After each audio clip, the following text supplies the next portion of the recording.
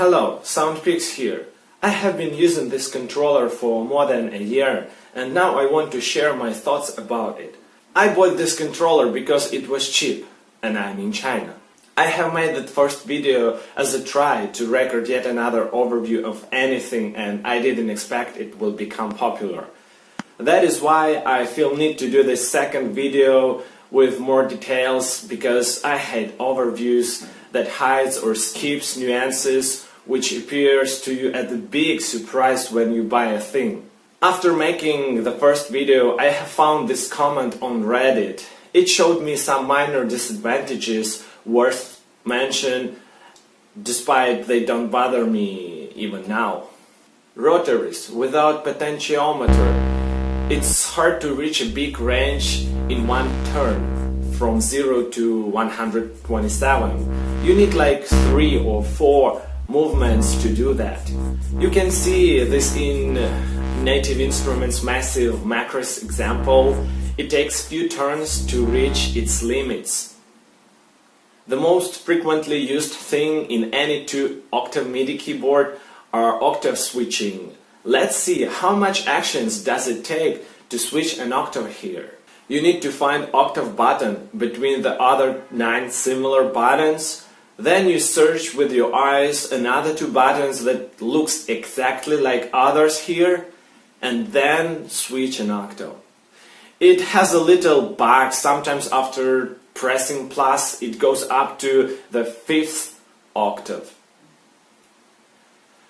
Despite this MIDI controller has all these buttons and settings, I never tried to get into deep. It seems like people who are using hardware synthesizers could use some of features. I don't use them. I will put link to the manual, maybe you will find something useful like velocity curve. And the last thing, people ask frequently about pads. Are they good?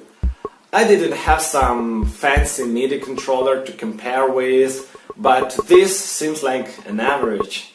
They kinda has velocity sensitivity, but I don't understand their pitch signatures. It's like C1, E1, C2, F, F2.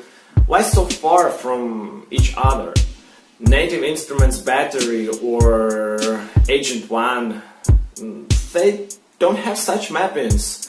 It should be like C1, C#1, D1, D#1, E1 and so on. You cannot change that in settings. So I find it's more convenient to make beats with a mouse or keys, not pads. The other stuff are pretty covered in the comment on Reddit. I will copy paste it here. Conclusion. Who might be interested in this thing? The people who have already had one controller, the big one, and they need some secondary for live performance to control more than one synth at once. Is it good for a bedroom producer? I say no. In my opinion, the better choice are any MIDI controller with as much keys as your cable can afford. 2 octaves sucks. It's literally nothing. Very frequently, if you add to any sound 2 octaves lower note, it sounds 100 times better. Check it out.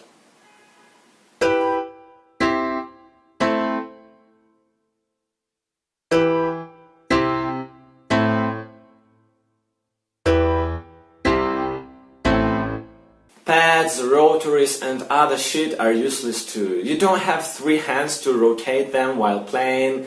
It is just a headache, not creativity stimulator, especially in Cubase where there is no any macros like Ableton has, so I prefer fine-tuning everything with the mouse.